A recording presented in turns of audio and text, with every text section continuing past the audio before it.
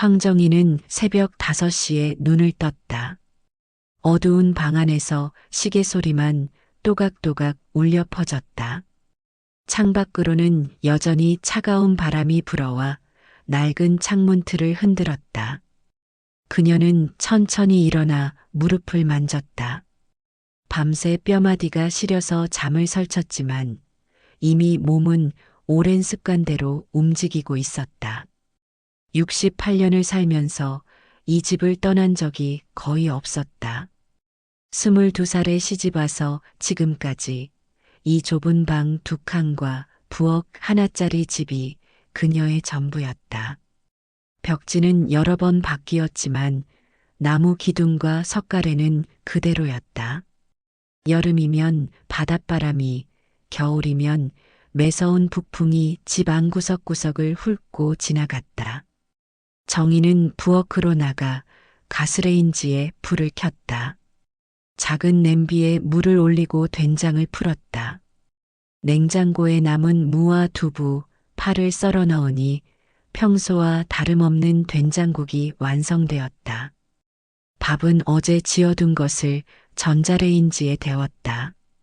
혼자 사는 노인의 아침상이 그렇듯 소박했지만 정희는 늘 정성스럽게 차렸다. 식사를 마치고 설거지를 하는데 현관문이 두드려졌다. 이른 시간인데도 누군가 찾아온 것이다. 정희는 앞치마를 매만지며 문을 열었다. 어머니, 안녕하세요. 문 앞에 선 건 동네 부동산 중개업소 사장이었다. 40대 중반의 김 사장은 요즘 들어 자주 이 골목을 드나들었다. 손에는 서류 뭉치와 계산기를 들고 있었다. 이렇게 일찍 웬일이에요? 아, 어머니.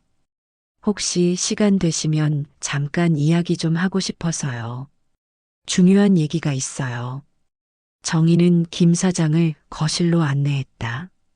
그는 소파에 앉더니 곧장 본론을 꺼냈다. 어머니, 재개발 보상금 이야기 들으셨죠? 이 동네 집값이 요즘 얼마나 오르는지 아세요?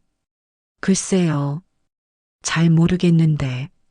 김 사장은 계산기를 두드리며 열정적으로 설명했다. 리조트 건설이 확정되면서 이 일대 땅값이 몇 배로 뛸 거라고, 지금이 절호의 기회라고 했다. 하지만 정희는 그저 고개만 끄덕일 뿐이었다. 그런데 어머니, 보상금을 받으시면 어디로 이사 가실 생각이세요? 아직 생각해 보지 못했어요. 그럼 제가 좋은 곳 몇 군데 알아봐 드릴까요? 요즘 신축 아파트들이 참 좋더라고요. 엘리베이터도 있고 난방도 잘 되고. 정희는 말없이 창밖을 바라봤다. 멀리 바다가 보였다. 파도 소리가 희미하게 들려왔다. 이 소리를 들으며 살아온 지가 벌써 46년이었다. 김 사장이 돌아간 후 정희는 혼자 앉아 오래 생각에 잠겼다. 48억 원. 며칠 전 보상 관련 담당자가 와서 알려준 금액이었다. 처음 그 숫자를 들었을 때는 귀를 의심했다. 평생 모은 돈이 1,000만 원이 채 안 되는 자신에게 그런 거액이 돌아온다는 게 믿어지지 않았다. 하지만 이 돈을 누구에게 먼저 알려야 할지는 고민이었다. 서울에 사는 큰아들 민수는 작은 회사를 운영하고 있었다. 몇 년 전부터 사업이 어렵다며 한숨을 자주 내쉬었다. 둘째 딸 은영이는 결혼 후 부산에 살면서 2아이를 키우고 있었다. 남편 수입만으로는 빠듯해서 아르바이트까지 하고 있다고 했다. 정희는 아이들이 힘든 걸 알고 있었다. 그럴 때마다 도와주고 싶었지만 자신도 하루하루 살아가기 바빴다. 시장에서 생선 장사를 할 때는 그나마 나았다. 새벽에 수협에 가서 싱싱한 생선을 골라 장터에서 파는 일이 비록 힘들었지만 꾸준한 수입이 있었다. 남편 영수가 바다에서 돌아오지 못한 그날을 정희는 아직도 생생히 기억했다. 26살의 정희는 3살 한 살배기 두 아이를 데리고 막막함 속에서 하루하루를 버텨냈다. 시어머니는 며느리 탓이라며 차가운 시선을 보냈고 친정은 너무 멀어서 의지할 곳이 없었다. 그때부터 시작한 생선 장사였다. 처음엔 손님들이 어린 아낙네를 믿지 않았다. 눈을 크게 뜨고 생선의 신선도를 확인하고 가격을 깎으려 했다. 하지만 정희는 포기하지 않았다. 새벽 3시에 일어나 수협에 가서 가장 싱싱한 생선을 골랐다. 손님들에게는 항상 웃는 얼굴로 대했고 덤도 후하게 주었다.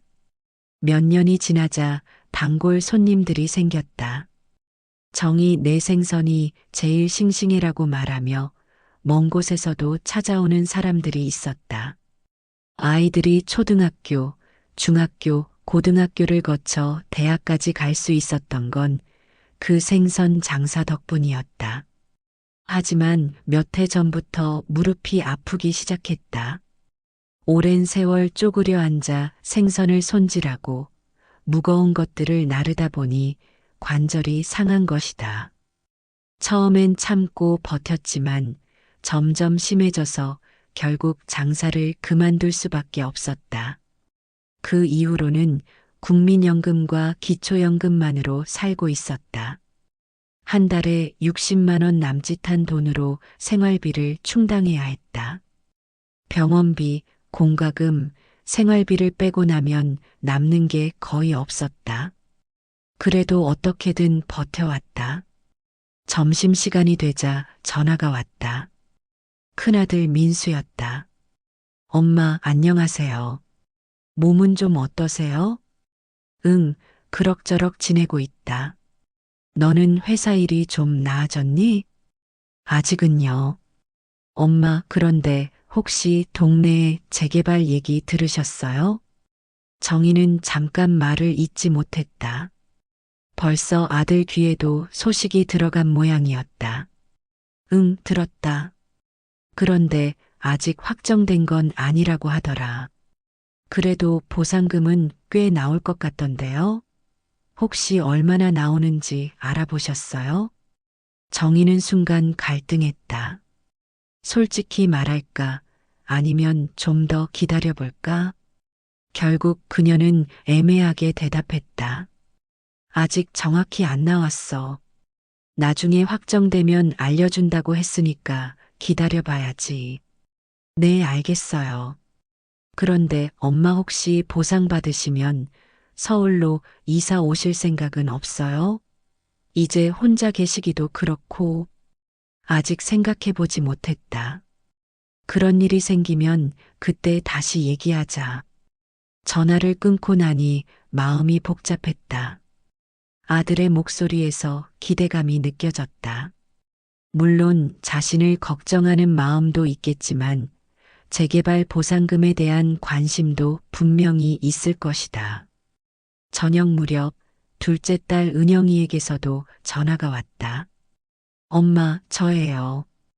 오늘 하루 어떻게 지내셨어요? 그냥저냥 지냈지. 너는 아이들 잘 있고? 네, 잘 있어요. 엄마, 그런데 오빠한테 들었는데 그 동네에 재개발 얘기가 있다면서요? 정희는 한숨을 쉬었다. 남매끼리 이미 이야기를 나눈 모양이었다. 응, 그런 얘기가 돌긴 하더라. 보상금이 많이 나올까요? 엄마도 이제 좀 편하게 사셨으면 좋겠어요. 그 추운 집에서 계속 계시지 마시고. 은영이의 목소리도 형과 비슷한 기대감을 담고 있었다. 정희는 말을 아꼈다. 아직 아이들에게 정확한 금액을 알려주고 싶지 않았다. 밤이 깊어가자 정희는 침대에 누웠다. 하지만 잠이 오지 않았다. 48억 원이라는 숫자가 머릿속을 맴돌았다. 그 돈이면 아이들의 어려움을 한 번에 해결해 줄 수 있을 것이다. 민수의 사업 자금도 보태주고 은영이의 생활도 넉넉하게 만들어줄 수 있을 것이다. 하지만 한편으로는 불안했다. 돈 때문에 가족 관계가 변할까봐 걱정됐다. 평생 가난하게 살아온 가족에게 갑자기 큰 돈이 생기면 어떤 일이 벌어질지 상상이 안 됐다. 정희는 어린 시절을 떠올렸다. 가난한 농촌에서 자란 그녀는 돈의 소중함을 일찍부터 알았다. 부모님은 농사일로 하루 종일 고생하셨지만 가족이 화목했다. 돈이 부족해도 서로를 아끼고 사랑했다. 남편 영수와 만났을 때도 그랬다. 그는 가난한 어부였지만 성실하고 따뜻한 사람이었다. 둘이 함께 꾸린 작은 집은 비록 좁았지만 행복으로 가득했다. 아이들이 태어나고 웃음소리가 끊이지 않던 그 시절이 그리웠다. 영수가 바다에서 돌아오지 못한 후 정희는 오직 아이들만을 생각하며 살아왔다. 그들이 건강하게 자라서 좋은 사람들과 결혼하고 행복하게 사는 것이 유일한 바람이었다. 지금도 마찬가지였다. 다음 날 아침 정희는 일찍 일어나 집 앞 골목을 걸었다. 무릎이 아팠지만 가벼운 산책은 할 수 있었다. 바다 쪽으로 향하는 길목에서 몇몇 이웃들을 만났다. 정희 씨, 요즘 어떻게 지내요? 마주친 것은 같은 동네에 사는 김순분이었다. 그녀도 70 가까운 나이에 혼자 살고 있었다. 그럭저럭 지내고 있어요. 순분 씨는요? 저도 비슷해요. 그런데 이 동네 재개발 소문 들었어요? 네, 들었어요. 보상금이 엄청날 거라던데. 우리 같은 사람들한테 그런 돈이 생기면 어떻게 살아야 할지 모르겠어요. 김순분의 말에 정희는 고개를 끄덕였다. 같은 고민을 하고 있는 사람이 있다는 게 조금은 위안이 됐다. 맞아요. 평생 이렇게 살아왔는데. 아무튼 좋은 일이긴 하죠. 자식들도 좋아할 테고. 순부는 웃으며 말했지만 그 웃음 뒤에는 복잡한 감정이 숨어 있는 것 같았다. 정희는 바닷가까지 걸어갔다. 파도가 끊임없이 밀려와 모래사장을 적셨다. 갈매기들이 하늘을 자유롭게 날아다녔다. 이 풍경을 언제까지 볼 수 있을지 궁금했다. 재개발이 시작되면 이 모든 것이 바뀔 것이다. 낡은 집들은 헐리고 그 자리에 높은 건물들이 들어설 것이다. 오랜 세월 동안 정들었던 이웃들도 뿔뿔이 흩어질 것이다.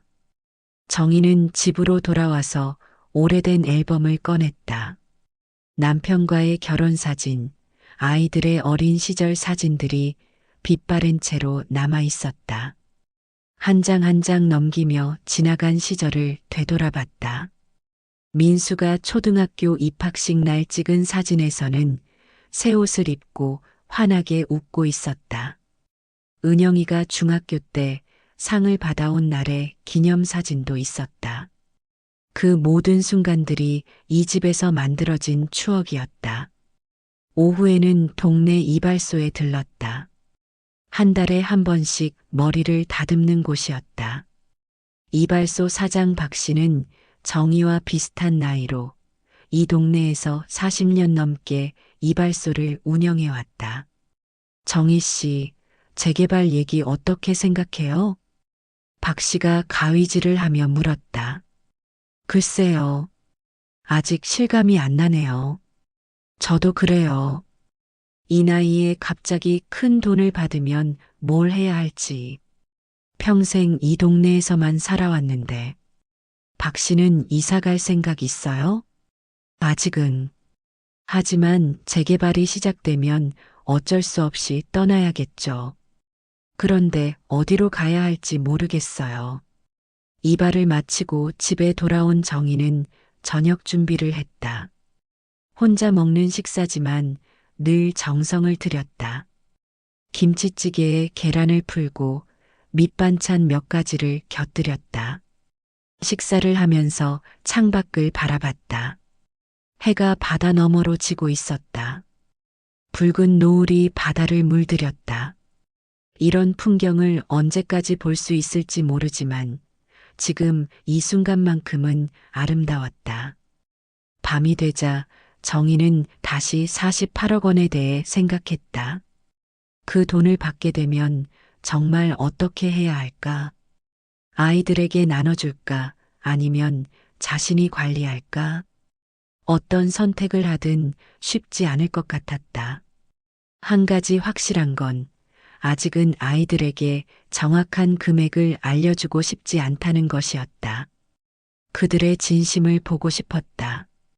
돈 때문이 아니라 정말로 자신을 걱정하고 사랑하는지 확인하고 싶었다. 정희는 침대에 누워 천장을 바라봤다. 이 오래된 집의 마지막 겨울이 될지도 모르는 시간들이 하루하루 지나가고 있었다. 그녀는 조용히 눈을 감고 내일을 기다렸다. 48억 원이라는 숫자와 함께 서울 강남구의 고급 빌라 단지. 한도윤은 아침 7시 30분 알람에 맞춰 깨어났다. 침실 창문으로 새어 들어오는 햇살이 고급 이탈리아산 커튼을 통과해 부드럽게 스며들었다. 그는 습관처럼 침대 옆 사이드 테이블에 놓인 아이폰을 집어들고 밤새 온 메시지들을 확인했다. 여보, 일어났어요? 아내 진영이 문을 살짝 열고 고개를 내밀었다. 33세의 그녀는 여전히 날씬한 체형을 유지하고 있었고 아침에도 단정하게 차려입은 모습이었다. 응, 일어났어. 수아는? 아직 자고 있어요. 어제 늦게 잤거든요. 도윤은 일어나 욕실로 향했다. 넓은 욕실에는 독일산 세면대와 이탈리아산 타일이 깔려 있었다. 거울 앞에 선 그는 자신의 모습을 점검했다. 35세 치고는 관리를 잘하고 있다는 생각이 들었다. 헬스클럽에서 꾸준히 운동한 덕분에 체형도 유지되고 있었다. 샤워를 마치고 옷장에서 정장을 꺼냈다.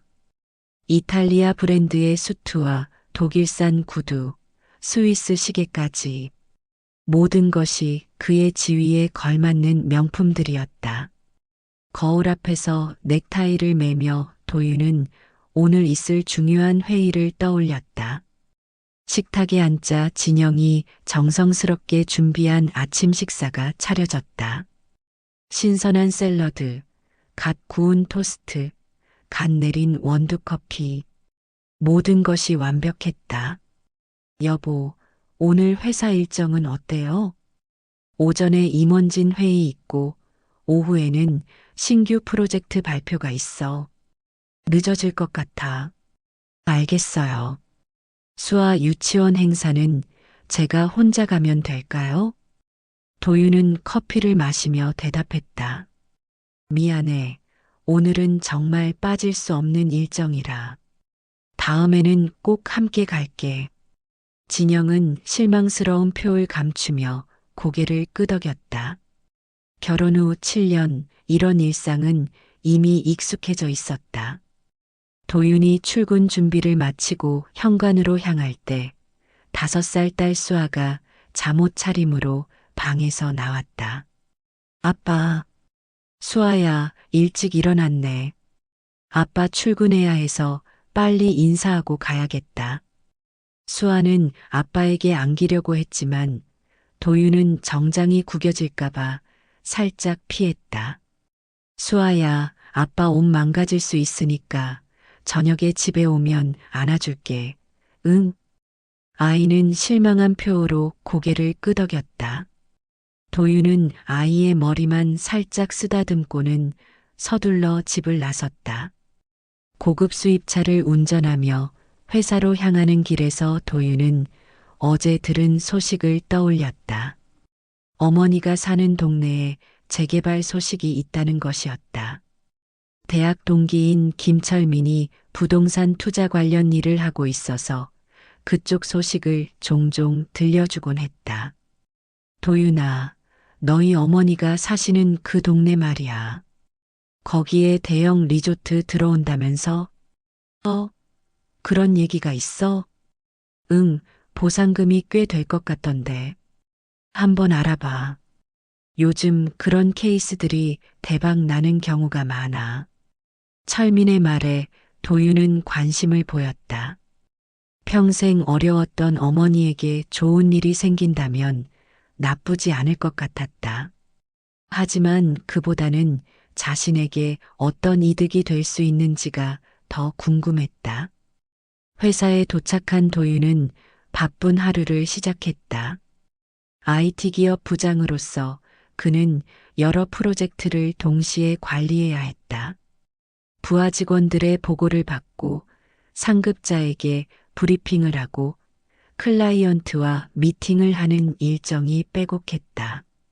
점심시간에 철민으로부터 전화가 왔다.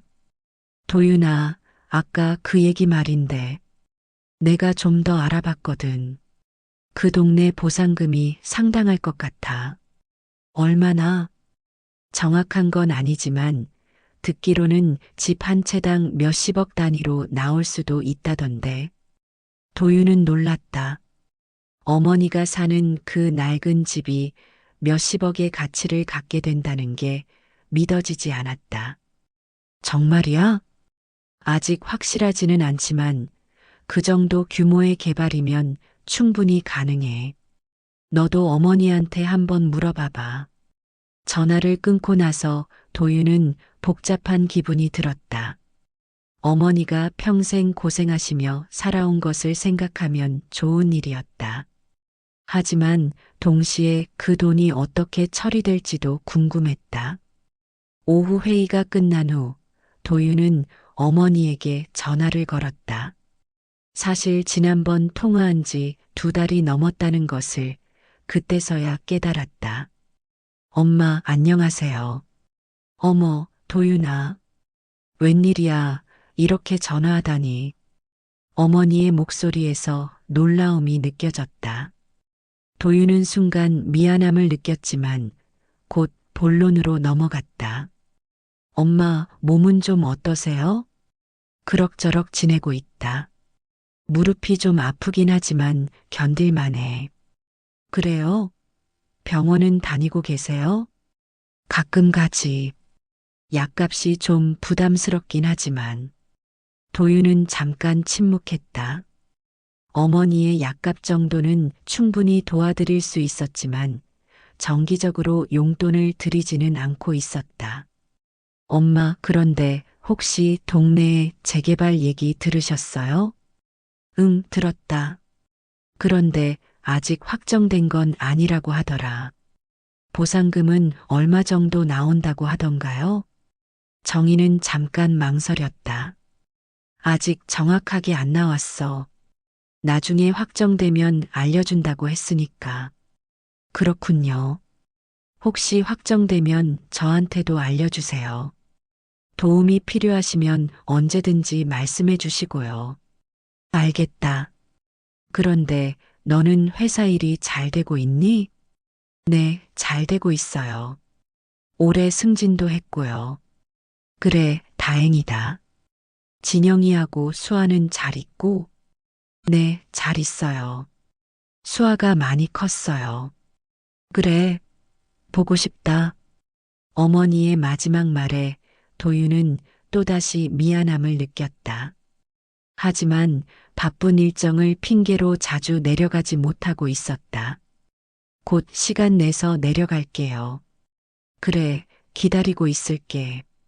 전화를 끊고 나서 도윤은 생각에 잠길다.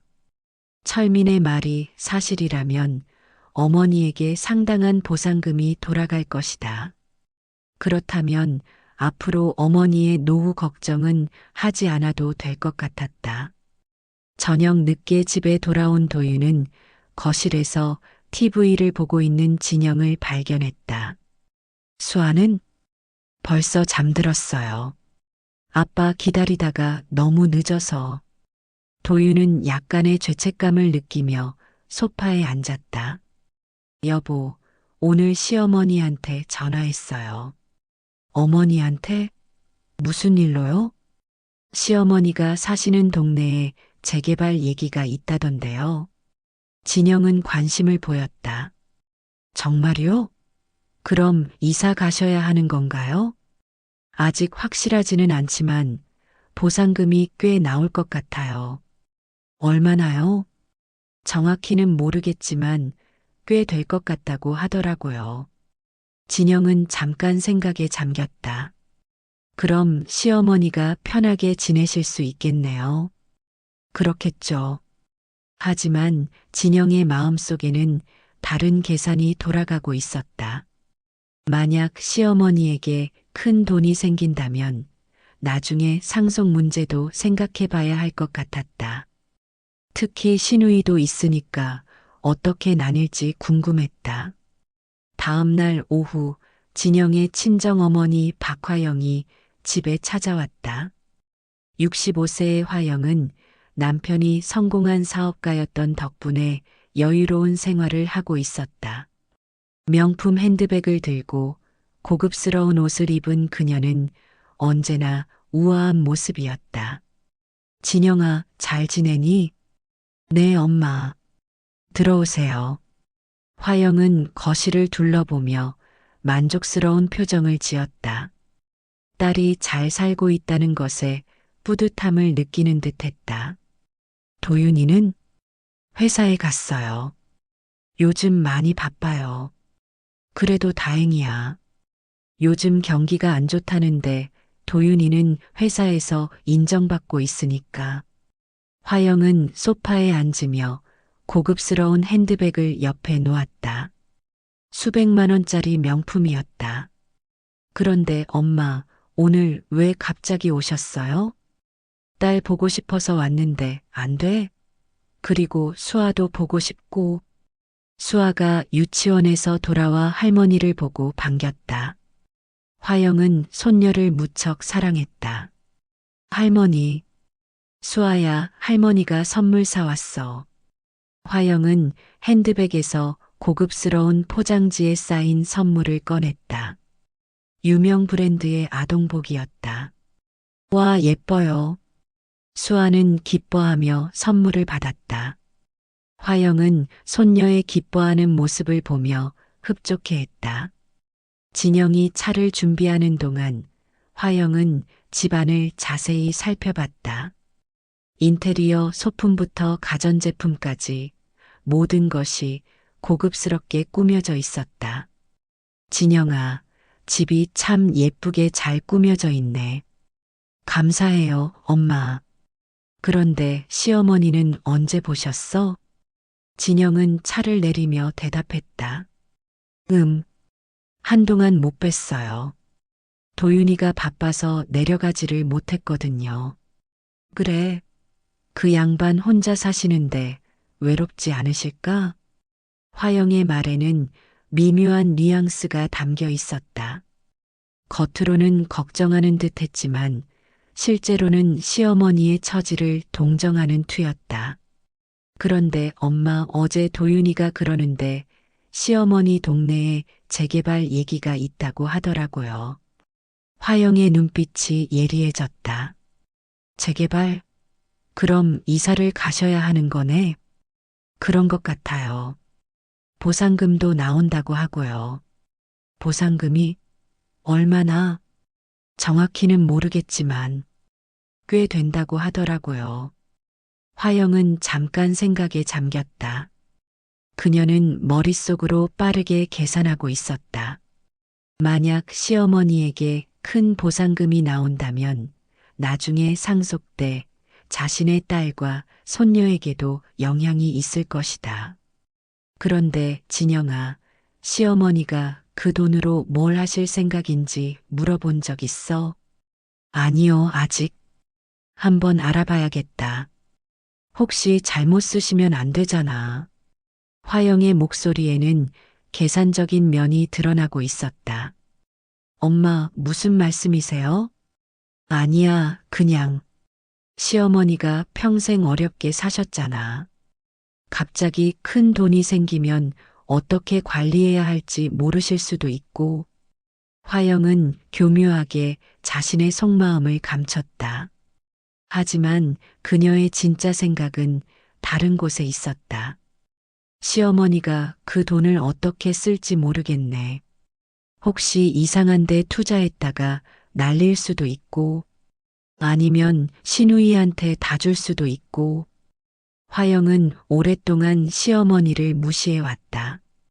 가난한 어촌 마을에서 생선 장사를 하며 살아온 시어머니를 자신과는 다른 계층의 사람으로 생각했다.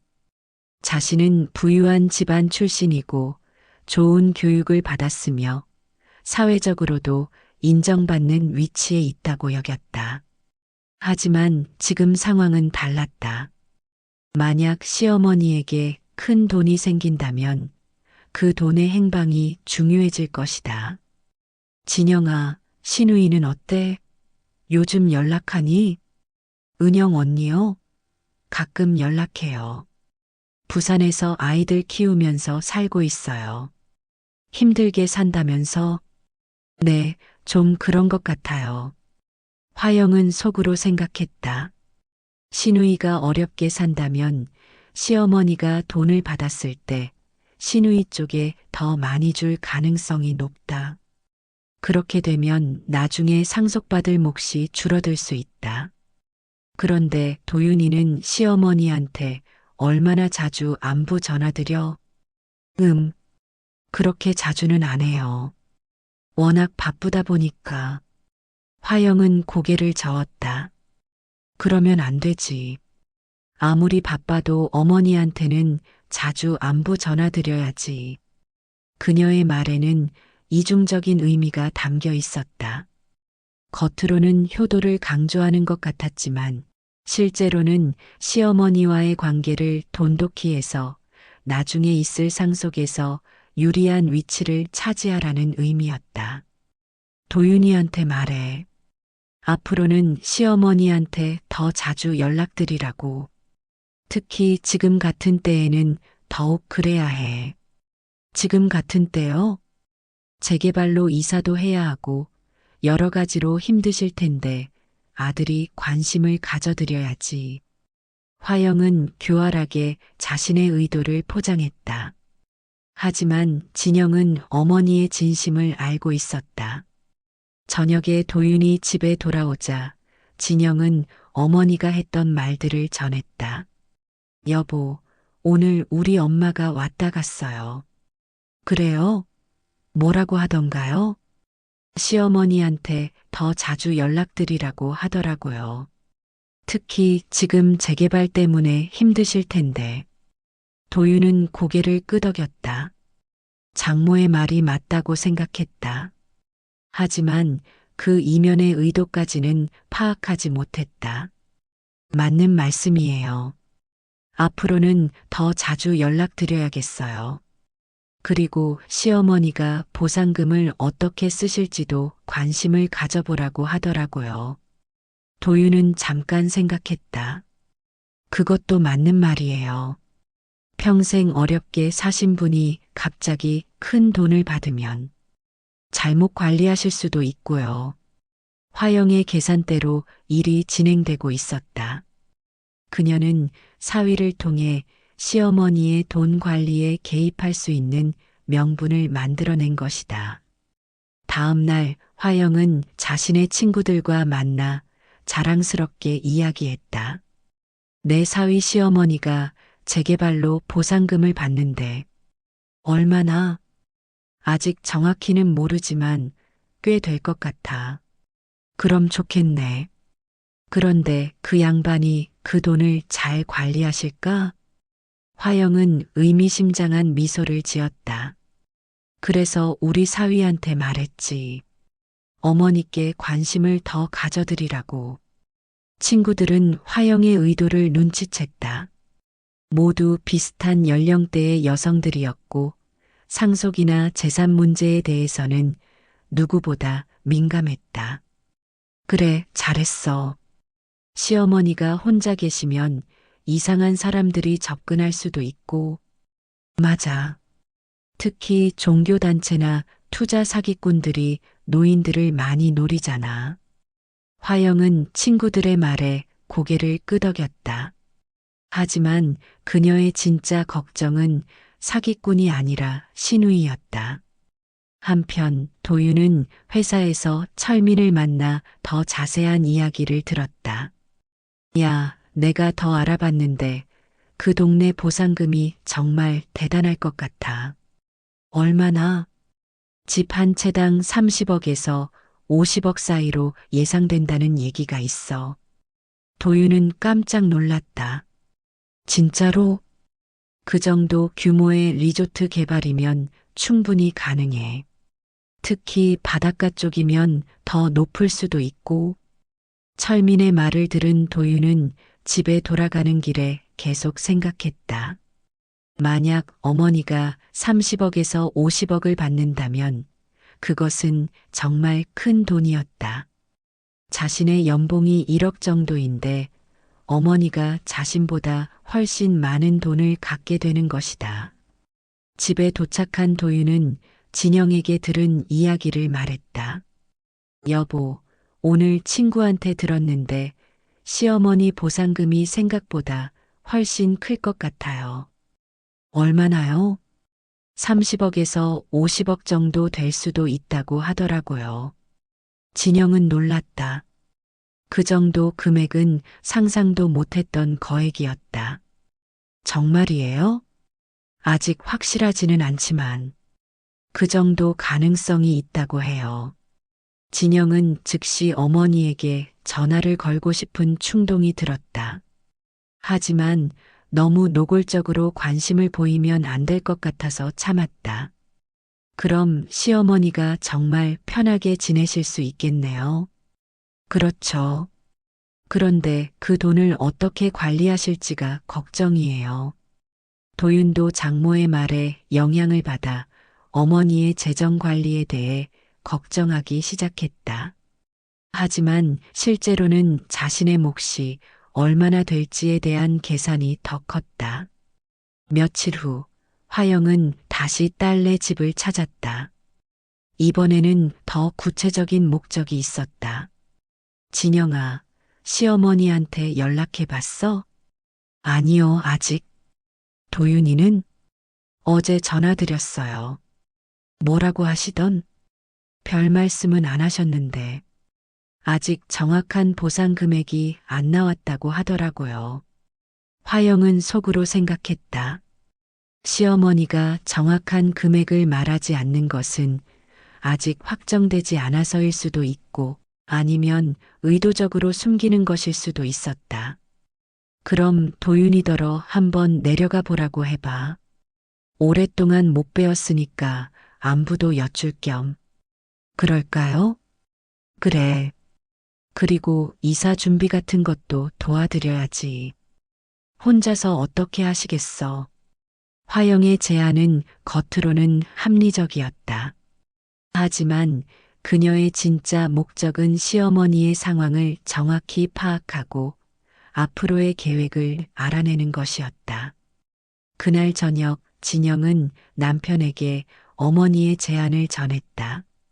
여보, 우리 엄마가 그러는데 시어머니 댁에 한번 내려가 보는 게 어떻겠냐고 하더라고요. 그래요? 언제? 이번 주말이면 어때요? 시어머니도 오랫동안 못 배웠고 도윤은 생각해 봤다. 주말에는 골프 약속이 있었지만 어머니를 뵈러 가는 것도 중요한 일이었다. 그럴게요. 토요일에 내려가 보죠. 이렇게 해서 도윤의 고향 방문이 결정되었다. 하지만 그의 마음속에는 어머니에 대한 걱정보다는 재개발 보상금에 대한 호기심이 더 컸다. 그리고 화영의 계획대로 시어머니의 재산 관리에 개입할 수 있는 기회를 얻게 된 것이다. 새벽 5시 30분. 한미라는 알람이 울리기도 전에 눈을 떴다. 좁은 원룸의 창문 사이로 희미하게 새어 들어오는 불빛이 그녀의 하루를 알렸다. 32세의 그녀는 이미 15년째 이런 새벽을 맞이하고 있었다. 미라는 침대에서 일어나 작은 화장실로 향했다. 거울에 비친 자신의 모습을 보며 한숨을 쉬었다. 어제 야근으로 인한 피로가 얼굴에 그대로 드러나 있었다. 손바닥을 보니 기름때와 상처 자국들이 여전했다. 아무리 씻어도 완전히 지워지지 않는 15년간의 흔적들이었다. 세수를 마치고 간단한 아침을 준비했다.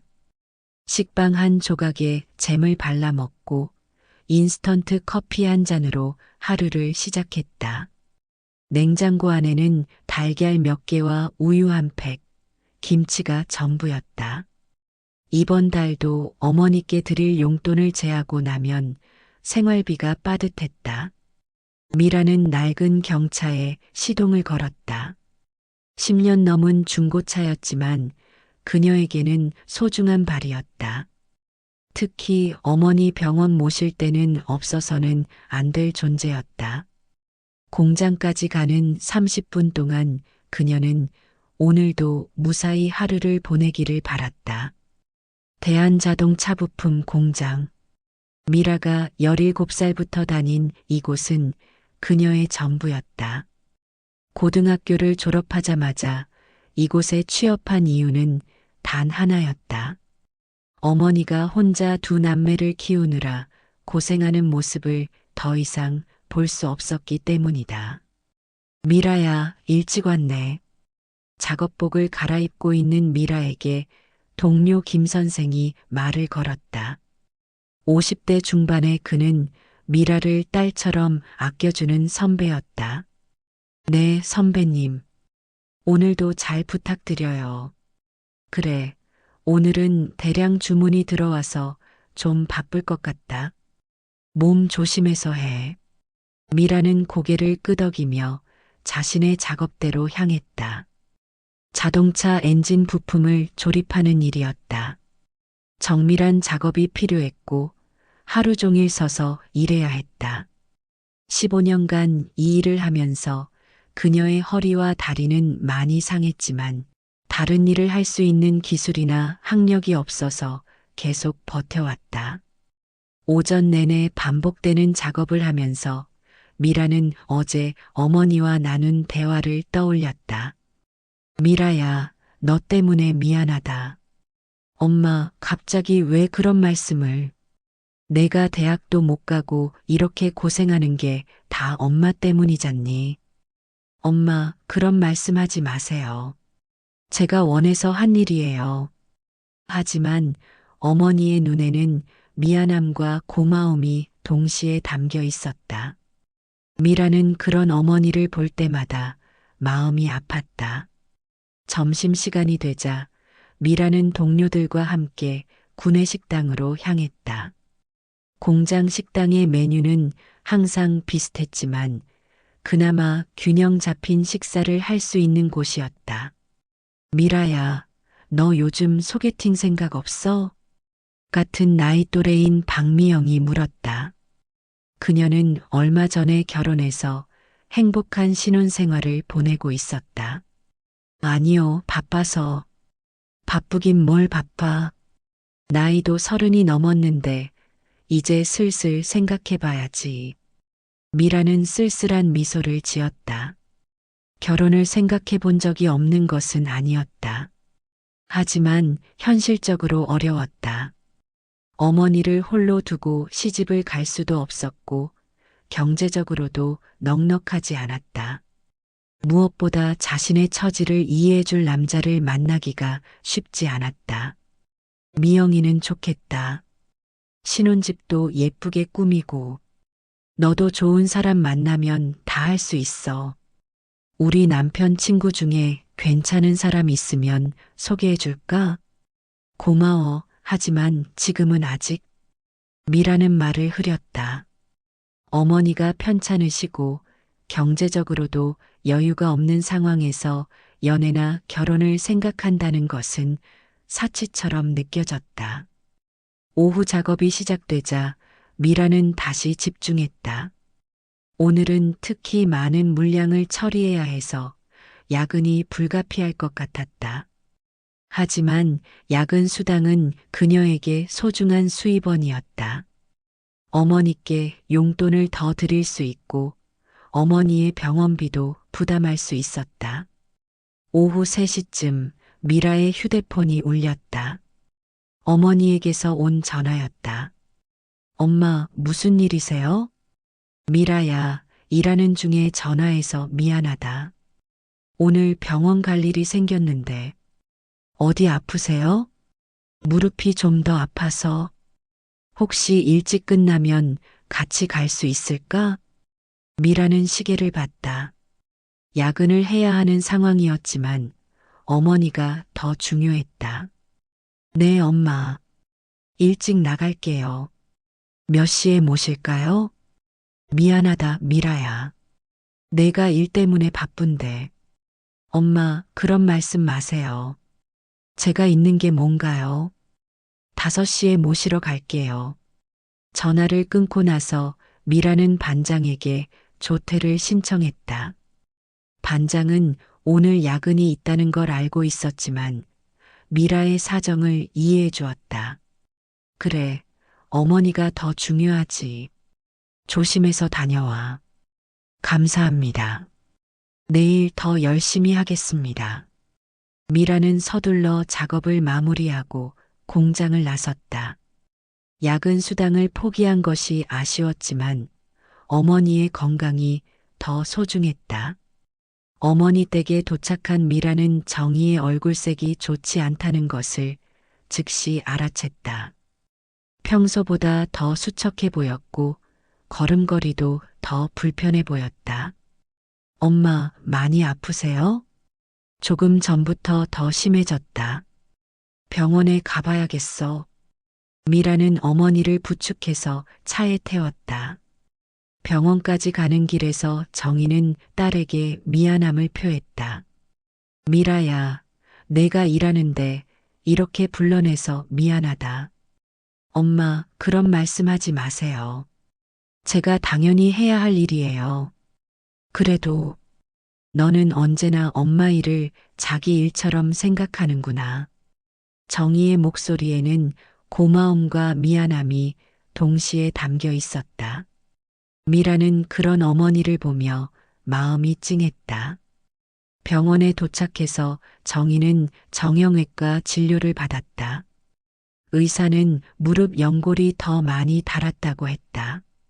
나이가 들면서 자연스럽게 생기는 현상이지만 오랜 세월 무리한 일을 하신 결과이기도 했다. 물리치료를 꾸준히 받으시고 약도 드세요. 그리고 무리하지 마시고요. 의사의 말에 미라는 걱정스럽게 물었다. 선생님, 수술이 필요한 건 아니죠? 지금 당장은 아니에요. 하지만 계속 진행되면 나중에 수술을 고려해야 할 수도 있습니다. 병원에서 나오는 길에 미라는 어머니에게 말했다. 엄마, 앞으로는 제가 더 자주 와서 집안일도 도와드릴게요. 아니다, 미라야. 너도 일하느라 힘든데. 엄마는 평생 저희를 위해서 고생하셨잖아요. 이제 제가 엄마를 돌봐드릴 차례예요. 정희는 딸의 손을 잡았다. 거친 손이었지만 따뜻했다. 이 손이 15년간 얼마나 많은 일을 해왔는지 정희는 잘 알고 있었다. 집에 돌아와서 미라는 어머니를 위해 저녁을 준비했다. 냉장고에 있는 재료로 간단한 찌개를 끓이고 반찬을 정리했다. 정희는 딸이 부엌에서 일하는 모습을 바라보며 마음이 복잡했다. 저녁을 먹으면서 정희는 재개발 이야기를 꺼냈다. 미라야, 이 동네에 재개발 얘기 들었니? 네, 들었어요. 엄마, 정말 이사 가셔야 하는 거예요? 그런 것 같다. 보상금도 나온다고 하고. 미라는 잠깐 생각했다. 재개발로 어머니가 이사를 가시게 되면 자신도 더 가까운 곳으로 이사를 가야겠다고 생각했다. 어머니를 더 자주 뵐 수 있도록. 엄마, 보상금 얼마나 나와요? 정희는 잠시 망설였다. 아직 아무에게도 정확한 금액을 말하지 않았다. 하지만 미라에게만은 솔직하게 말하고 싶었다. 48억이래. 미라는 깜짝 놀라 젓가락을 놓쳤다. 48억이요? 정말이에요? 응. 나도 처음엔 믿어지지 않았어. 미라는 잠깐 말을 잇지 못했다. 48억이라는 숫자가 현실감 있게 다가오지 않았다. 자신이 한 달에 받는 월급이 180만 원 정도였는데 48억이면 평생 일해도 벌 수 없는 돈이었다. 엄마, 정말 다행이에요. 이제 편하게 지내실 수 있겠어요. 그런데 미라야, 이 이야기는 아직 비밀이야. 도윤이한테도 정확한 금액은 말하지 않았어. 왜요? 정희는 잠깐 고민했다가 솔직하게 말했다. 사람들이 돈 때문에 달라질까봐. 진심이 아닌 관심을 받고 싶지 않아서. 미라는 어머니의 마음을 이해했다. 갑자기 큰 돈이 생기면 주변 사람들의 시선이 달라질 수 있다는 것을. 엄마 걱정 이해해요. 하지만 오빠한테는 말씀하셔야 하는 거 아니에요? 조금 더 기다려 보려고 해. 도윤이가 어떤 마음인지 좀 더 지켜보고. 정희의 목소리에는 복잡한 감정이 담겨 있었다. 큰아들에 대한 사랑과 동시에 그가 보여준 무관심에 대한 서운함도 있었다. 미라는 어머니의 마음을 헤아렸다. 오빠는 성공해서 잘 살고 있지만 어머니에 대한 관심은 부족했다. 반면 자신은 경제적으로는 넉넉하지 않지만 항상 어머니를 챙기려고 노력했다. 엄마, 그 돈으로 뭘 하실 거예요? 아직 생각해 보지 못했어. 너무 큰 돈이라. 어떻게 써야 할지 모르겠다. 미라는 잠깐 생각했다가 말했다. 엄마, 우선 건강부터 챙기세요. 좋은 병원에서 무릎 치료도 받으시고 편한 곳으로 이사도 가시고 그래야겠지. 그런데 미라야, 너는 어떻게 할 거야? 혼자 살기 힘들지 않을까? 엄마 걱정 마세요. 저는 괜찮아요. 엄마가 편하게 지내시는 게 제일 중요해요. 정희는 딸의 말을 들으며 마음이 아팠다. 미라는 항상 자신의 일보다 어머니를 먼저 생각했다. 32살의 나이에도 연애나 결혼보다는 어머니 걱정을 먼저 했다. 미라야, 엄마가 너한테 너무 미안하다. 내가 대학도 못 가고 결혼도 못 하고. 엄마, 그런 말씀하지 마세요. 저는 지금이 좋아요. 하지만 미라의 마음속에는 사실 다른 생각도 있었다. 가끔은 자신도 평범하게 사랑하고 결혼해서 가정을 꾸리고 싶다는 생각이 들곤 했다. 친구들이 결혼해서 행복해하는 모습을 볼 때면 부러움을 느끼기도 했다. 하지만 그런 감정들을 어머니 앞에서 드러낼 수는 없었다. 어머니가 더 미안해하실 것이 뻔했기 때문이다. 저녁을 마치고 설거지를 하면서 미라는 어머니에게 물었다. 엄마, 오빠는 언제 내려와요? 이번 주말에 온다고 했어. 오랜만에 오는 거야. 그래요? 좋겠네요. 하지만 미라의 목소리에는 복잡한 감정이 담겨 있었다. 오빠가 어머니를 보러 오는 것은 좋지만 재개발 소식 때문일 가능성이 높다는 것을 알고 있었다. 미라야, 도윤이가 오면 너도 같이 만날 수 있을까?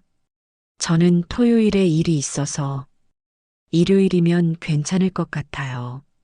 미라는 거짓말을 했다. 토요일에는 일이 없었다. 하지만 오빠와 만나는 자리에서 재개발 보상금 이야기가 나올까봐 부담스러웠다. 어머니가 아직 정확한 금액을 말하지 않았다고 했으니 자신이 알고 있다는 것을 들키고 싶지 않았다.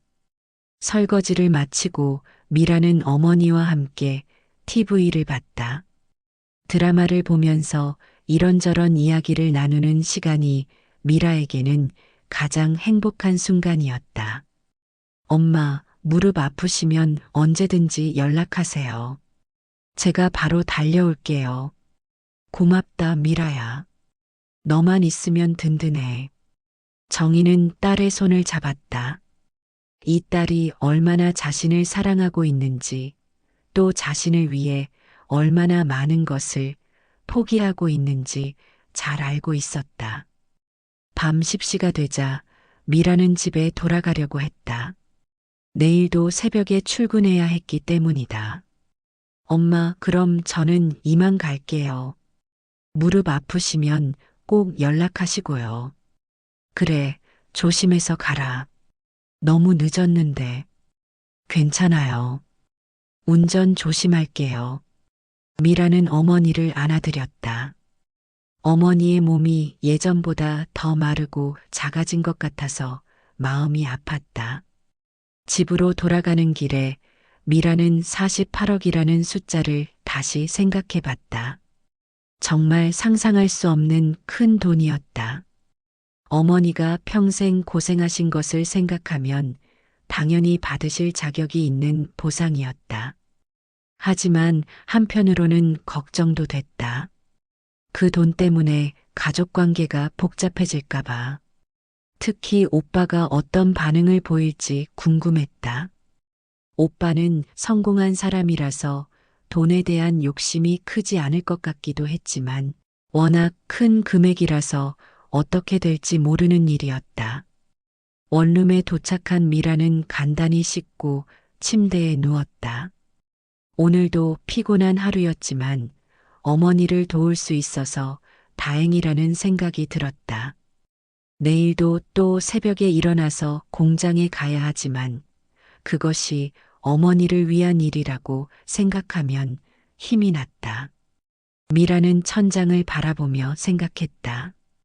어머니가 48억을 받게 되면 정말 편하게 지내실 수 있을 것이다. 더 이상 경제적으로 걱정하지 않으셔도 되고 좋은 병원에서 치료도 받으실 수 있을 것이다. 그리고 자신도 조금은 마음이 편해질 것 같았다. 지금까지는 어머니의 생활비와 병원비를 책임져야 한다는 부담감이 컸는데 이제는 그런 걱정을 하지 않아도 될 것이다. 하지만 미라는 한 가지 확신하고 있었다. 어머니에게 큰 돈이 생기더라도 자신의 마음은 변하지 않을 것이라는 것을. 돈이 있든 없든 어머니는 자신에게 가장 소중한 존재였고 앞으로도 계속 모시고 챙기고 싶었다. 미라는 눈을 감으며 내일을 생각했다. 또 새벽에 일어나서 공장에 가고 기름때 묻은 손으로 일하고 저녁에는 어머니께 안부 전화를 드리는 평범한 하루. 하지만 그 평범함 속에서 어머니에 대한 사랑과 효심을 실천하는 자신만의 방식이었다. 정희는 미라가 떠난 후 혼자 앉아 생각에 잠겼다. 48억이라는 돈보다도 더 소중한 것이 있다는 것을 새삼 깨달았다. 바로 미라 같은 딸의 진심 어린 사랑이었다. 돈은 언제든 없어질 수 있지만 딸의 마음은 영원할 것이라는 확신이 들었다. 그러면서 정희는 큰아들 도윤에 대해서도 생각해 봤다. 성공해서 잘 살고 있지만 어머니에 대한 관심이 부족한 것이 사실이었다. 물론 바쁜 생활 때문이겠지만 그래도 서운한 마음이 없지 않았다. 48억이라는 돈이 과연 가족 관계에 어떤 영향을 미칠지 정희는 조심스럽게 지켜볼 생각이었다. 특히 이번 주말에 도윤이가 내려오면 그의 진심을 확인할 수 있을 것 같았다. 밤이 깊어가며 정희는 두 자녀에 대한 서로 다른 감정을 정리해봤다. 도윤에 대한 자랑스러움과 서운함, 미라에 대한 고마움과 미안함. 복잡한 감정들이 얽혀 있지만 두 아이 모두 자신의 소중한 자식이라는 것만은 분명했다. 다만 48억이라는 거액 앞에서 가족들의 진심을 확인하고 싶다는 마음이 더 커지고 있었다. 특히 미라처럼 진심으로 자신을 걱정하고 사랑하는 마음을 도윤에게서도 확인할 수 있기를 바랐다.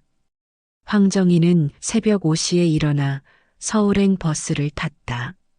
48억 원의 보상금이 확정되었다는 소식을 직접 아들에게 전하고 싶었다. 오랜만에 손자도 보고 며느리와도 이야기를 나누고 싶은 마음이었다.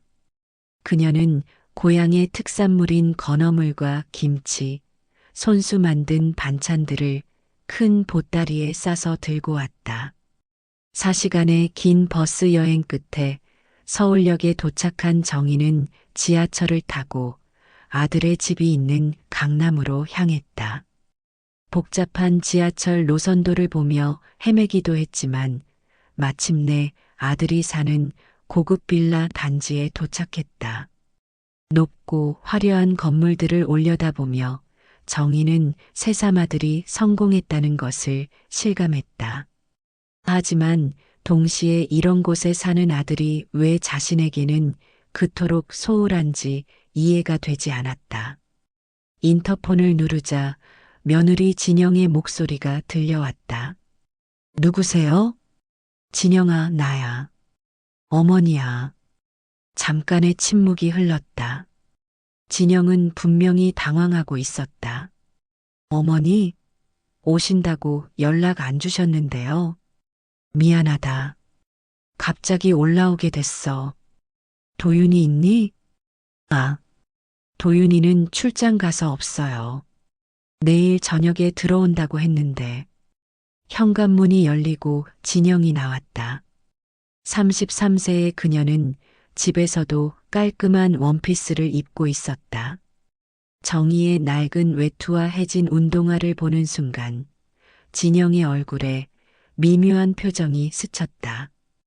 어머니, 이렇게 갑자기 오시면 어떡해요? 미리 연락 주시지. 진영의 말투에는 반가움보다는 당황스러움과 약간의 짜증이 섞여 있었다. 미안하다. 급한 일이 있어서. 수아는 어디 있니? 유치원 갔어요. 오후에 들어와요. 정희는 큰 보따리를 들고 있는 자신의 모습이 초라해 보일까봐 걱정됐다. 진영은 그 보따리를 보더니 살짝 눈살을 찌푸렸다. 뭘 그렇게 많이 가져오셨어요? 건어물이랑 김치, 반찬 좀. 너희가 좋아할까 해서. 아, 그러셨군요. 진영의 대답은 시큰둥했다. 사실 그녀는 시어머니가 가져오는 음식들을 별로 좋아하지 않았다. 짠맛도 강하고 위생 상태도 믿을 수 없었다. 대부분은 받아놓고 몰래 버리곤 했다. 들어오세요. 진영은 마지못해 정희를 안내했다. 거실에 들어선 정희는 화려한 인테리어에 다시 한번 놀랐다. 비싼 소파와 대형 TV, 고급스러운 소품들이 즐비했다. 자신이 사는 낡은 집과는 천지 차이였다. 어머니, 앉으세요. 차 드릴까요? 고맙다. 정희는 소파에 조심스럽게 앉았다.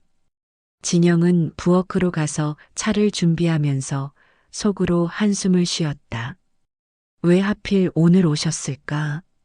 오늘은 친구들과 만날 약속이 있었는데. 그때 현관문이 열리는 소리가 들렸다.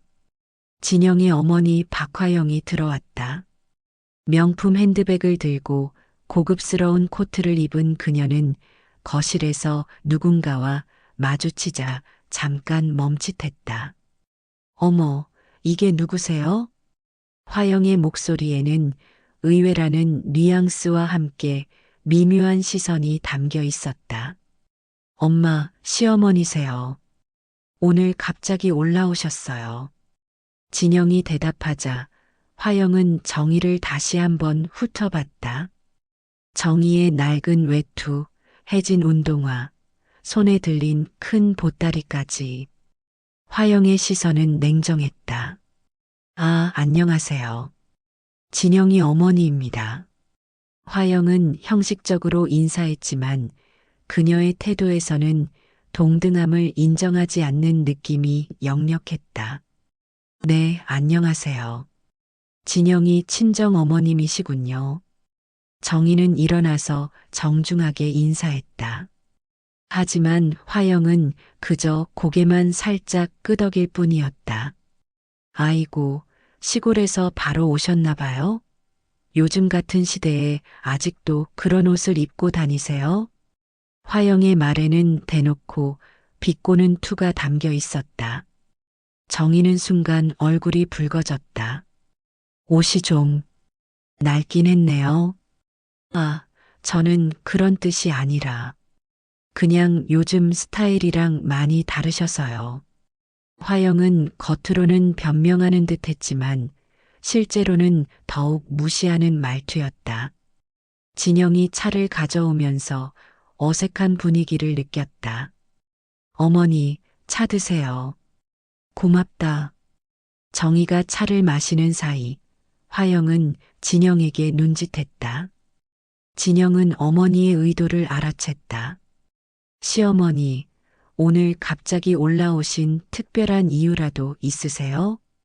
진영의 물음에 정희는 잠깐 망설였다. 48억 원 이야기를 하려고 왔지만 이 두 사람의 태도를 보니 섣불리 말하고 싶지 않았다. 그냥 오랜만에 너희 얼굴도 보고 싶고 수아도 보고 싶어서. 그래요? 그런데 도윤이는 내일까지 없을 텐데.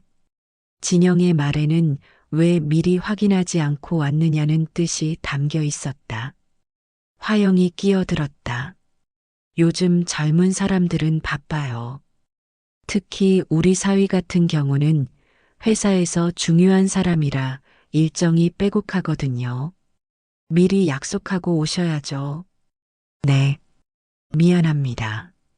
정희는 고개를 숙였다.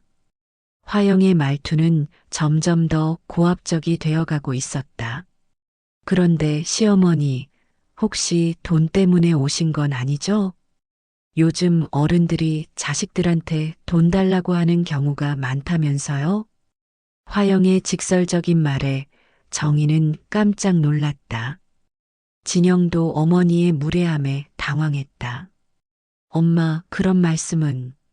아니야, 진영아. 이런 건 확실히 해둬야 해. 우리 사위가 성공했다고 해서 무턱대고 도움을 바라면 안 되는 거 아니야? 화영의 말에 정희는 가슴이 답답해졌다. 자신을 마치 돈을 뜯어가려는 사람으로 보고 있다는 게 분명했다. 저는 그런 이유로 온 게 아닙니다. 단지, 아, 그럼 다행이네요. 요즘 같은 세상에 자식들 독립해서 잘 사는데 부모가 부담 주면 안 되죠. 저는 절대 우리 딸한테 그런 짓 안 해요. 화영은 은근히 자신과 정희를 비교하며 우월감을 드러냈다. 정희는 입술을 꾹 깨물었다. 48억 원의 보상금을 받을 예정이라고 말하고 싶었지만 이들의 반응이 어떨지 더 지켜보고 싶었다. 그런데 시어머니는 연금은 받으세요? 화영의 질문에 정희는 대답했다. 국민연금하고 기초연금 조금. 얼마나 되세요? 한 달에 60만 원 정도. 화영은 혀를 찼다. 아이고, 그걸로 어떻게 살아요? 그럼 정말 빠듯하시겠네요. 화영의 목소리에는 동정이 아닌 경멸이 담겨 있었다. 그럭저럭 살만해요. 에이, 뭐가 살만해요. 요즘 물가에 60만 원으로 뭘 하겠어요. 우리 집 한 달 전기요금도 안 되는데. 화영은 자신의 부유함을 자랑하면서 정의를 더욱 초라하게 만들었다. 진영은 어머니의 말이 너무 심하다는 생각이 들었지만 직접 말리지는 못했다. 오히려 속으로는 어머니 말에 동조하는 부분도 있었다. 시어머니의 경제 상황이 좋지 않다는 것을 확인한 것이다. 그런데 시어머니, 혹시 재개발 얘기는 어떻게 됐어요? 진영이 조심스럽게 물었다. 정희는 잠깐 망설였다. 이제 진짜 시험해 볼 때가 온 것 같았다. 재개발이요? 아, 그 얘기. 아직 확실하지 않아요. 그래요? 도윤이가 보상금이 꽤 될 거라고 하던데. 글쎄요. 아직 정확한 건 모르겠어요. 정희는 의도적으로 애매하게 대답했다. 이들이 어떤 반응을 보일지 궁금했다. 화영이 끼어들었다. 에이, 시골 재개발이 얼마나 나오겠어요? 고작해야 몇 천만 원 정도 아닐까요? 그런가요? 당연하죠. 서울도 아니고 시골인데. 더군다나 그런 낡은 집이면 기대 안 하시는 게 좋을 거예요. 화영은 정의의 희망을 짓밟으려는 듯 말했다. 그때 수아가 유치원에서 돌아왔다. 5살 아이는 할머니를 보고 반갑게 달려왔다. 할머니, 수아야. 정희는 손녀를 보며 얼굴이 환해졌다. 이 아이만큼은 자신을 진심으로 반겨주고 있었다. 할머니, 뭐 가져왔어요? 할머니가 맛있는 거 많이 가져왔단다. 정희는 보따리를 열어서 아이를 위해 가져온 과자와 선물을 꺼냈다. 하지만 진영은 그것들을 보더니 인상을 찌푸렸다.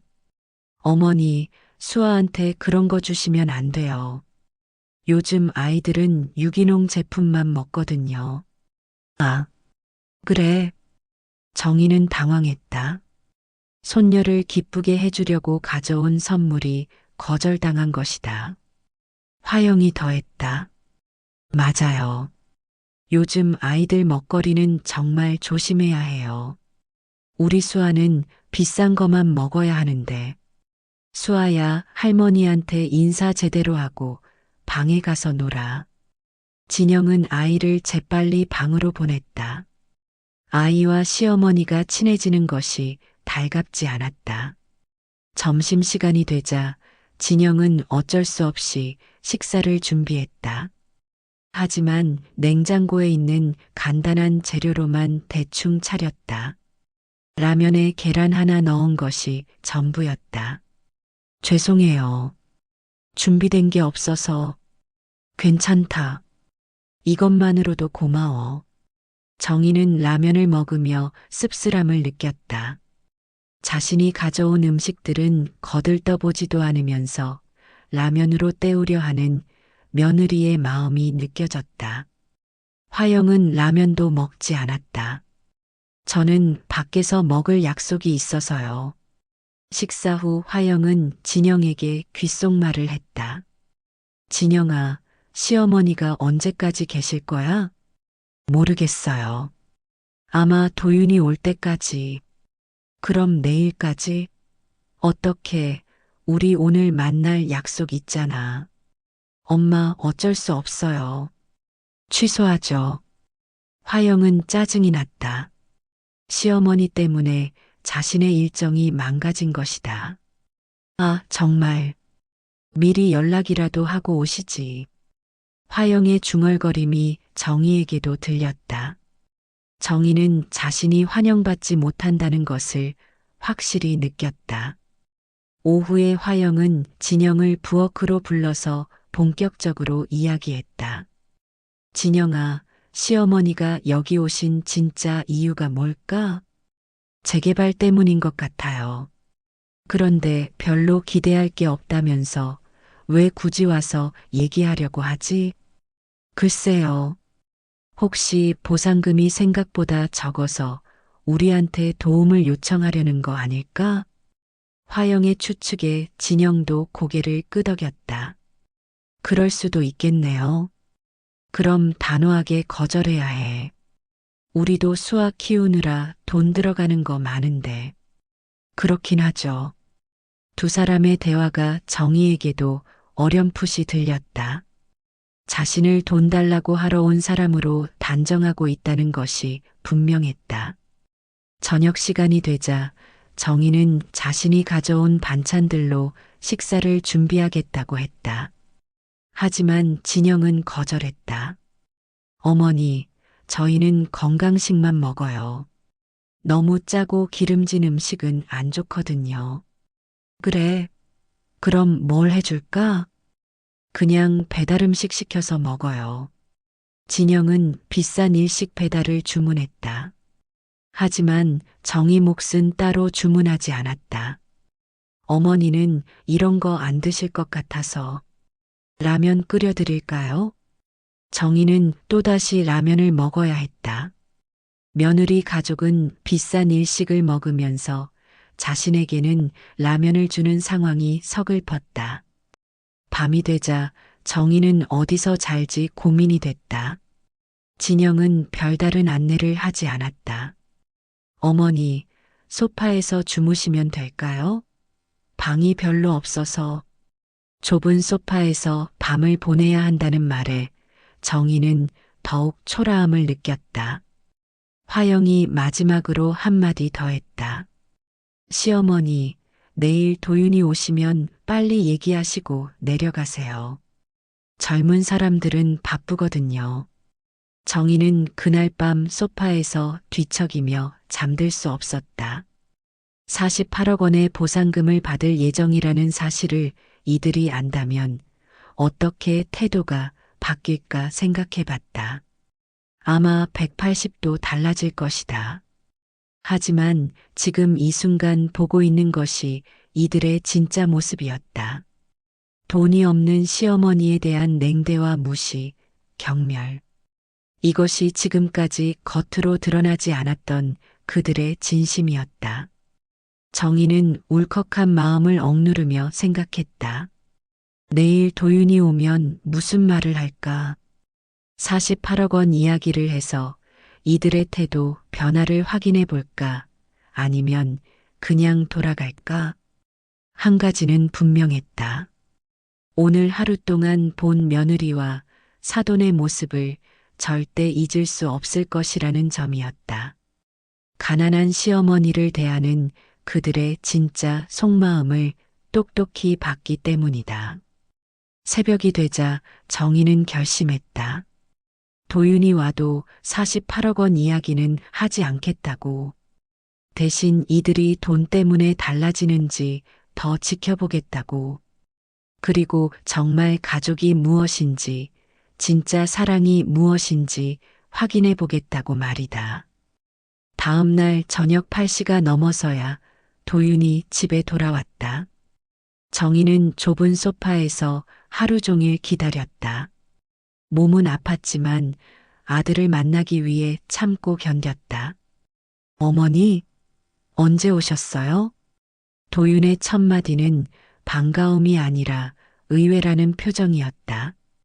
그는 정장 차림 그대로 거실에 들어서며 가방을 소파에 던졌다. 어제 왔다. 갑자기 와서 미안하다. 왜 연락도 안 하고 오셨어요? 제가 출장 중인 걸 알고 계셨잖아요. 도윤의 말투에는 짜증이 섞여 있었다. 힘든 출장에서 돌아왔는데 어머니까지 와 계신 상황이 부담스러웠다. 급한 일이 있어서. 급한 일이 뭔데요? 정희는 잠깐 망설였다. 48억 원 이야기를 하려고 왔지만 지난 이틀 동안 며느리와 사돈에게 받은 대우를 생각하니 쉽게 말이 나오지 않았다. 진영이 부엌에서 나와 남편에게 말했다. 여보, 어머니가 어제부터 계세요. 재개발 이야기 때문에 오신 것 같아요. 재개발이요? 그게 뭐 급한 일이라고. 도윤은 넥타이를 풀며 소파에 앉았다.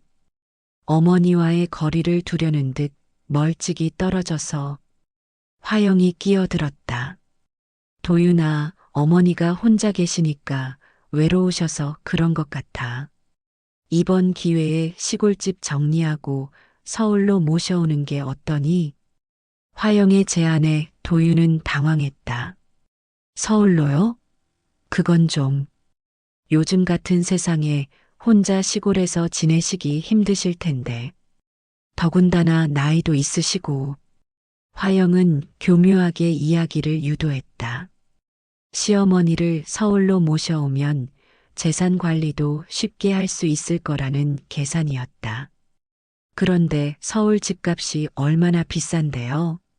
어머니 모실 곳을 구하려면 도윤은 경제적 부담을 걱정했다.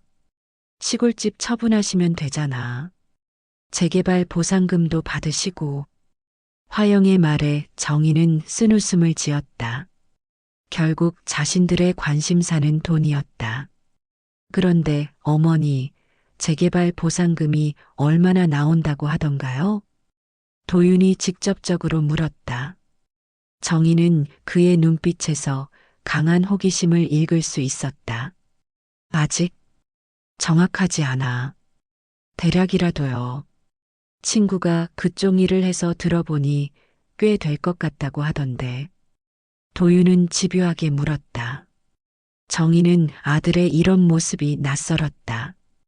평소에는 자신에게 관심도 없던 아들이 돈 이야기가 나오자 갑자기 적극적이 된 것이다. 글쎄, 나도 잘 모르겠다. 정희가 계속 애매하게 대답하자 화영이 나섰다. 어머니, 이런 중요한 일은 혼자 결정하시면 안 돼요. 아들이랑 상의하셔야죠. 무슨 상의요? 보상금 받으시면 어떻게 관리하실지.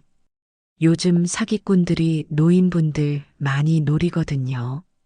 투자한다고 꼬셔서 돈 빼앗는 경우도 많고. 화영은 시어머니가 돈 관리를 제대로 못할 거라는 전제로 말하고 있었다. 도윤도 동조했다. 그래요, 어머니.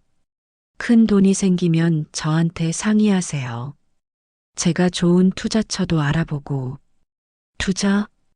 요즘은 현금으로 가지고 있으면 손해예요. 부동산이든 주식이든 투자해야 돈이 불어나죠. 도윤의 말을 들은 정희는 섬뜩함을 느꼈다. 아들이 자신의 돈을 어떻게 써야 할지 미리 계획하고 있다는 것이. 그런 건 나중에 생각해보마. 어머니, 나중에 생각하다가 기회 놓치면 어떡해요? 미리 준비해둬야죠. 진영도 가세했다. 맞아요, 어머니. 도윤이가 재정관리 쪽으로는 전문가나 다름없어요. 맡겨두시면 안전하게 불려드릴 수 있을 거예요. 세 사람이 합세해서 정희를 압박하자 정희는 숨이 막히는 느낌이 들었다. 아직 정확한 보상 금액도 말하지 않았는데 벌써 돈 관리 이야기를 하고 있었다. 그때 수아가 방에서 나왔다. 할머니, 내일도 계세요? 그래, 수아야. 좋아요.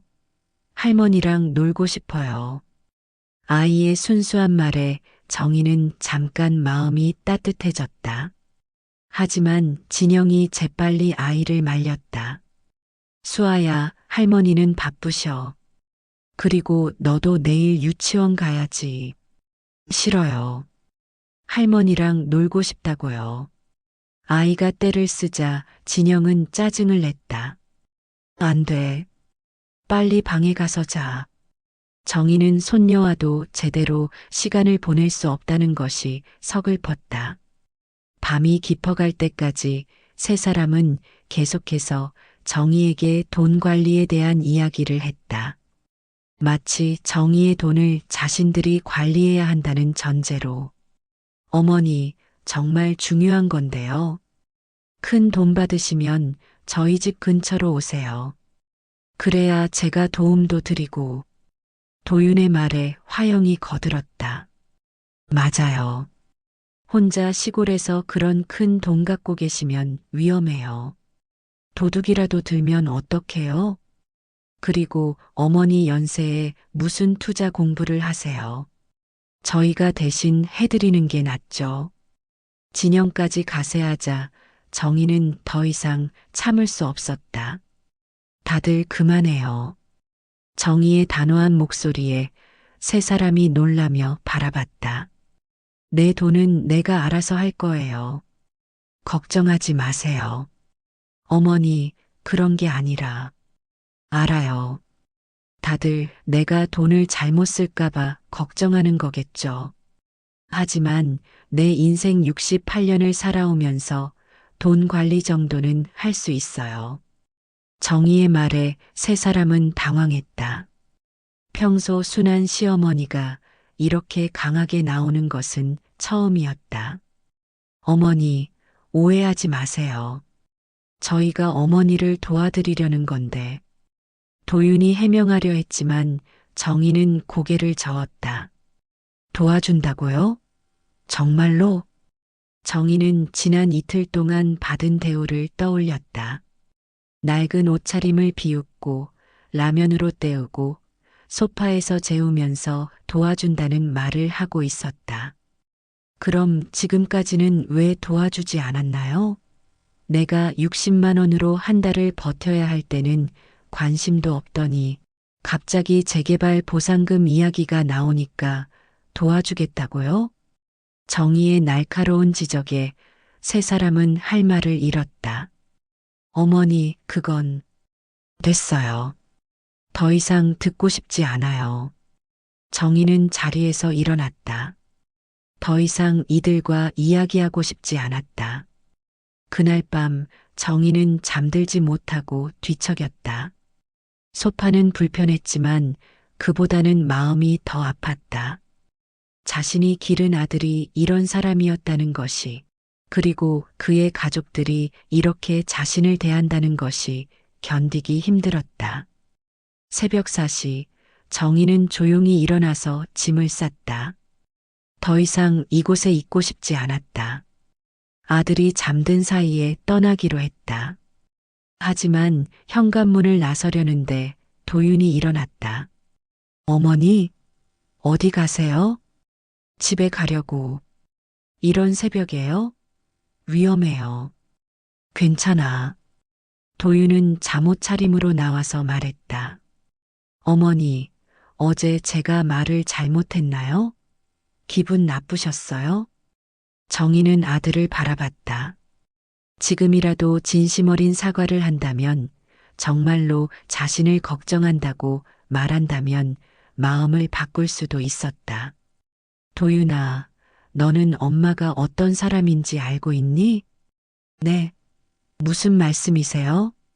엄마가 너희를 키우기 위해 어떻게 살았는지, 지금은 어떻게 살고 있는지 알고 있니? 도윤은 당황했다. 갑작스러운 어머니의 질문에 어떻게 대답해야 할지 몰랐다. 물론 알죠. 어머니가 고생 많이 하셨죠. 그래, 고생 많이 했지. 그런데 그 고생하는 엄마한테 언제 한 번이라도 진짜 관심을 가져본 적 있니? 어머니, 그런 말씀은 돈 이야기가 나오기 전까지는 몇 달에 한 번 형식적인 전화가 전부였잖니. 그런데 재개발 소식 들으니까 갑자기 관심을 보이고 돈 관리까지 해주겠다고. 정희의 말에 도윤은 할 말을 잃었다. 사실이었기 때문이다. 엄마 말이 맞아. 나는 너희들이 돈 때문에 얼마나 달라지는지 보고 싶었어. 무슨 말씀이세요? 정희는 가방에서 서류 봉투를 꺼냈다. 재개발 보상 관련 서류였다. 재개발 보상금이 48억이야. 네, 48억이요? 도윤의 눈이 커졌다. 상상도 못했던 금액이었다. 응, 48억. 너희가 그렇게 궁금해하던 금액이야. 도윤은 순간 정신이 번쩍 들었다. 48억이면 자신의 연봉으로는 평생 벌 수도 없는 돈이었다. 어머니, 정말이에요? 정말이야. 그런데 말이다. 정희는 아들을 똑바로 바라봤다. 이 돈을 받기 전까지 너희들이 나를 어떻게 대했는지 다 봤어. 라면으로 때우고, 소파에서 재우고, 내 옷차림을 비웃고, 도유는 얼굴이 빨개졌다.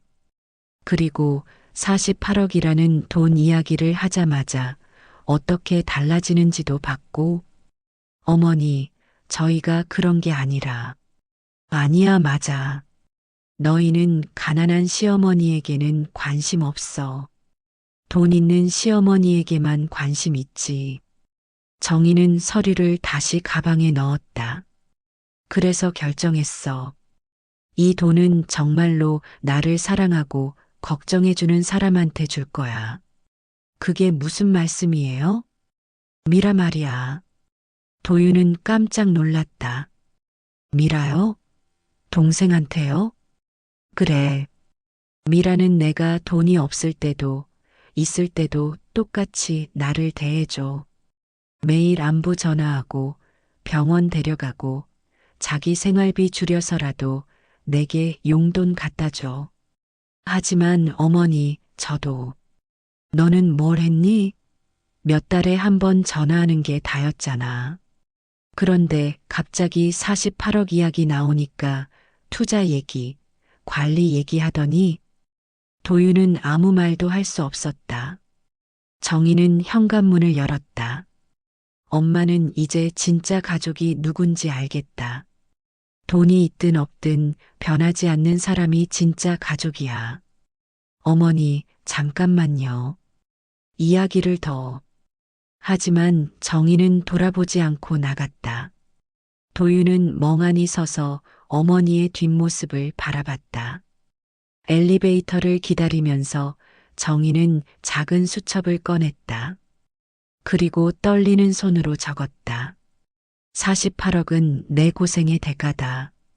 이 돈을 누군가의 욕심이 아니라 진심과 정을 지켜준 이에게 남기겠다.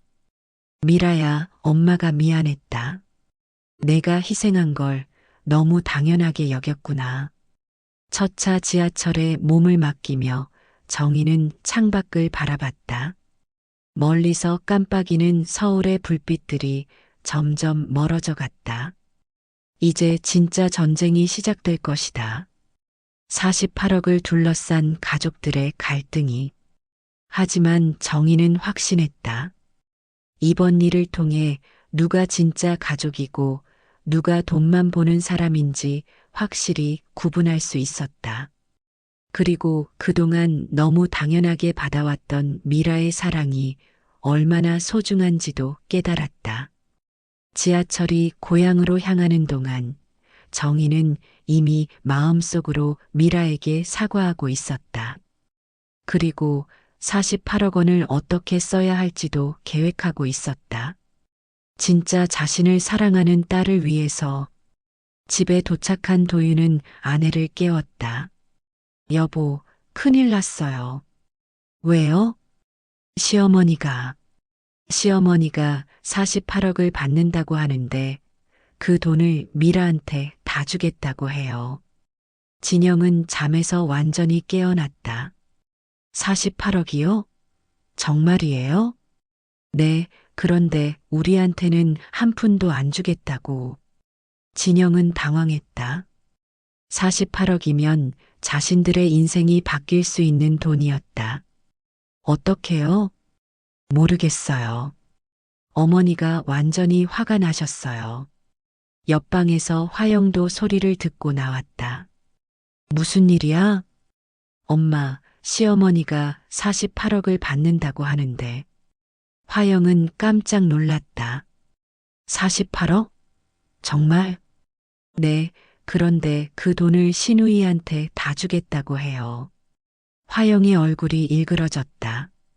48억을 놓칠 수는 없었다. 안 돼. 그럴 수는 없어. 뭔가 방법을 찾아야 해.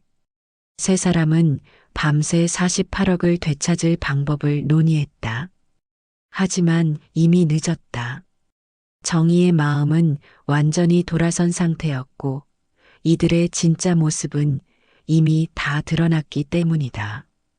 48억이라는 돈이 가져온 첫 번째 변화가 시작된 것이다. 그리고 이것은 시작에 불과했다. 새벽 6시 고향으로 가는 버스 안에서 정희는 오랜만에 홀가분한 마음을 느꼈다.